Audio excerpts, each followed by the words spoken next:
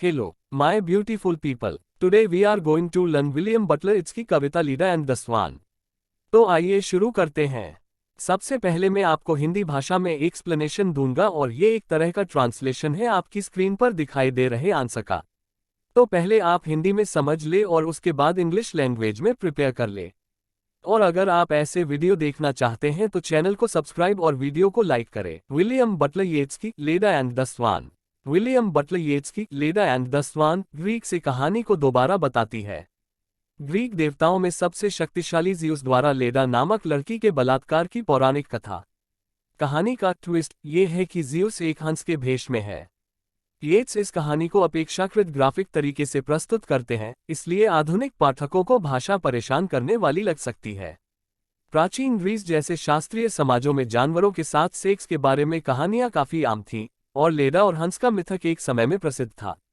लेडा and the स्वान येट्स के 1928 के संग्रह द टॉवर में प्रकाशित हुआ था, जो 20वीं सदी की सबसे प्रसिद्ध और महत्वपूर्ण साहित्यिक कृतियों में से एक है। टॉवर में स्कूली बच्चों के बीच और सेलिंग टू बीजांटियम जैसी अन्य महान कविताएं शामिल हैं। 1923 में येट्स को साहित्य के लिए नोबेल पुरस्कार से सम्मानित किए जाने के 5 साल बाद टॉवर प्रकाशित हुआ था। येट्स ने अपना सर्वश्रेष्ठ आखिरी के लिए बचाकर रखा था। जब उन्होंने यह उत्कृष्ट कृति लिखी तब वह 60 वर्ष के थे। वह उस समय आयरिश सीनेट में भी कार्यरत थे। यदि आप बोल्ड विचारों में रुचि रखते हैं तो कम से कम एक प्रमुख आलोचक ने लेडा एंड द स्वान को 20वीं सदी की सबसे महान कविता कहा है। येट्स की कविता एक ग्रीक मिथक से प्रेरित थी, जिसमें ज़्यूस थेस्टियस नाम के राजा की बेटी लेडा के साथ बलात्कार करता है।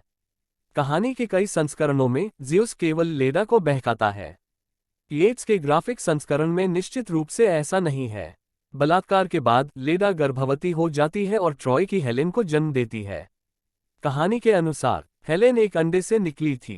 लेडा एंड द स्वान तक पहुंचने से पहले हमें ट्रॉय की हेलेन और ट्रोजन युद्ध की कुछ पृष्ठभूमि की आवश्यकता होगी।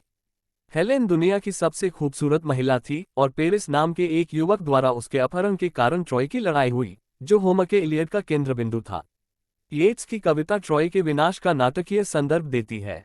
येट्स माइकल एंजेलो और लियोनार्डो दा विंची जैसे मूर्तिकारों और चित्रकारों द्वारा लेडा और हंस की कहानी के कई कलात्मक चित्रणों से भी परिचित रहे होंगे। येट्स आयरलैंड के सबसे प्रसिद्ध और महत्वपूर्ण कवियों में से एक हैं। आप इसके बारे में जैसा भी महसूस करें, येट्स के शब्दों की सुंदरता से इनकार नहीं किया जा सकता है, भले ही वे जिन कार्यों का वर्णन करते हैं वे भयानक हों। हमें इस बारे में एक शब्द कहना चाहिए कि हम इस कविता को नैतिकता की दृष्टि से कैसे देख सकते हैं। परिप्रेक्ष्य। एक बात के लिए, अगर ये दो लोगों से जुड़े यौन उत्पीड़न के बारे में एक कविता होती। मनुष्य, ऐसा कोई रास्ता नहीं है कि कोई भी कवि कामुकता का उपयोग करके बच सके। येट्स जिस भाषा का उपयोग करते हैं और इसकी संभावना नहीं है कि इसे आलोचनात्मक स्वागत प्राप्त होगा, जो इस कविता को प्राप्त हुआ है। लेडा एंड द स्वान का उद्देश्य शायद कामुक होना था, और कुछ विद्वानों ने इसे इस तरह से देखना चुना। लेकिन इस कविता का यही एकमात्र तरीका नहीं है। अगर आपको ये वीडियो पसंद आई है और इस वीडियो में दिए गए स्टडी मटेरियल आपको हेल्पफुल साबित हुए हैं तो आप चैनल को सब्सक्राइब करके ऐसे कई वीडियो देख सकते हैं। और आप कमेंट में बता सकते हैं कि आपको आगे किस प्रकार के वीडियो देखने में रुचि है। हमसे जुड़े रहने के लिए धन्यवाद।